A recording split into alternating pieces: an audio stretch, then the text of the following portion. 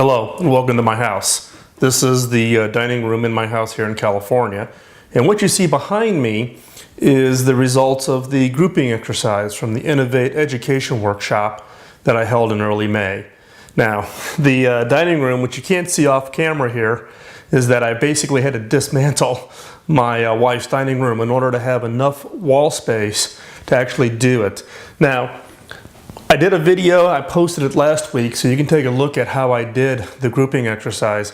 But that's really not the topic for this week's podcast. This week's podcast is really addressing a common question that I get, primarily from parents, grandparents, aunts and uncles, about how they can actually encourage and enhance the creativity skills that the kids that they're interested in should have.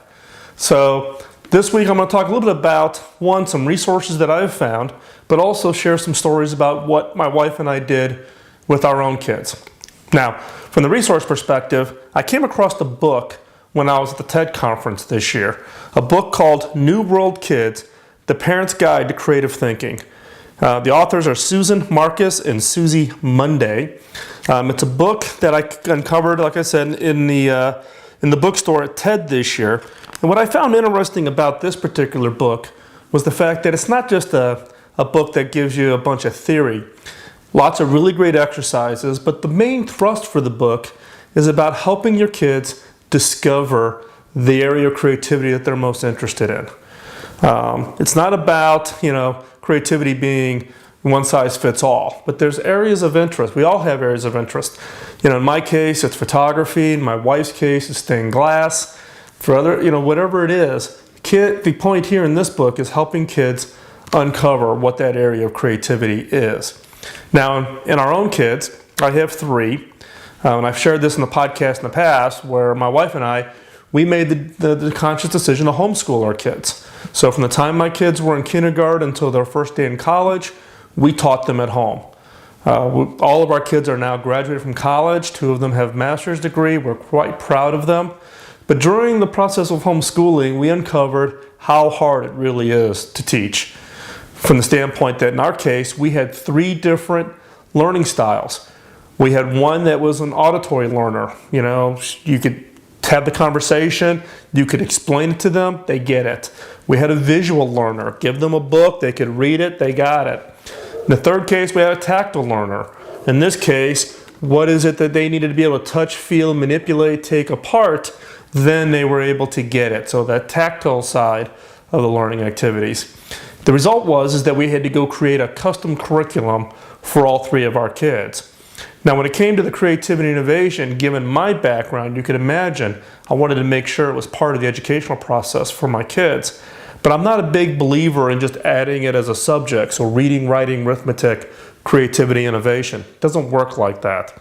In my case, how can we weave it in across the subject? So how do you make math but have the kids apply creativity to it?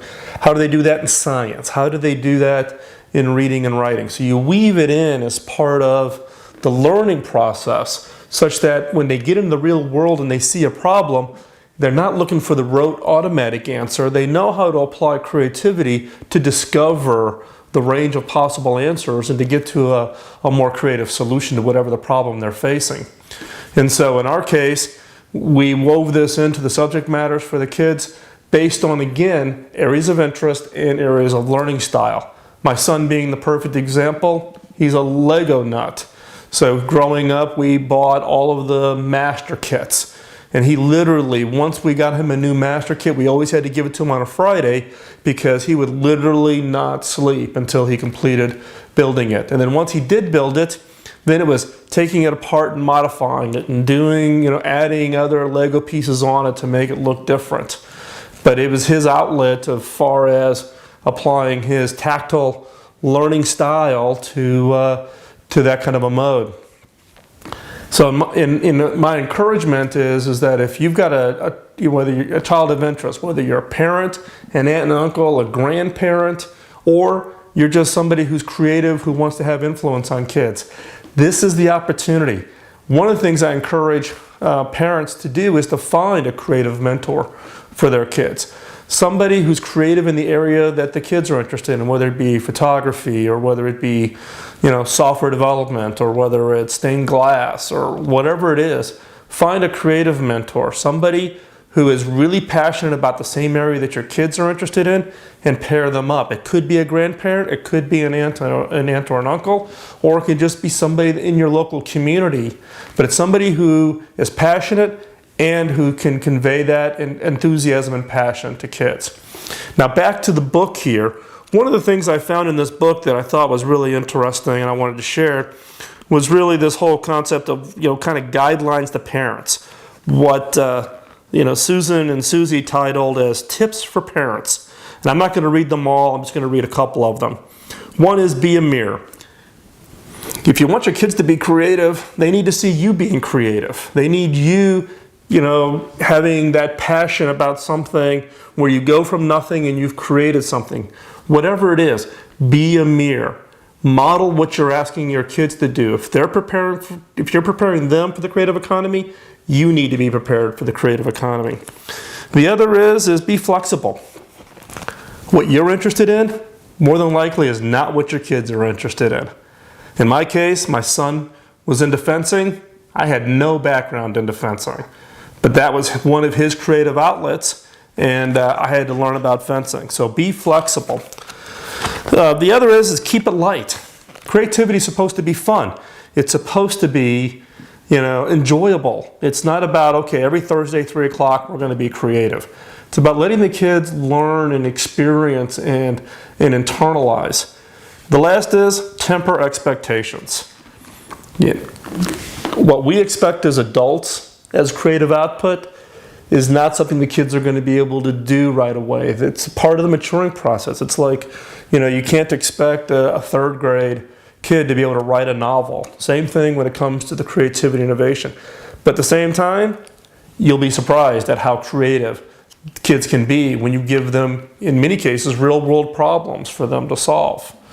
And so the point here is this is just one set of materials and my personal experience with my own kids. There's lots of great material. If you know of a great material from the standpoint of books, blogs, podcasts, whatever it is, please go back to the blog, philmckinney.com, post the list of that material on there, and so that other parents can find out about it, so they can understand or learn from your experiences and how you encouraged your own kids to be more creative. So if you've got great resources, share them with others. And again, one of the reasons I'm so passionate about this is that the kids today are going to be the workforce of the future. And I am a firm believer that we're in this fundamental transition over the next 5 to 10 years to a creative economy. And we need to make sure that our kids are ready for that.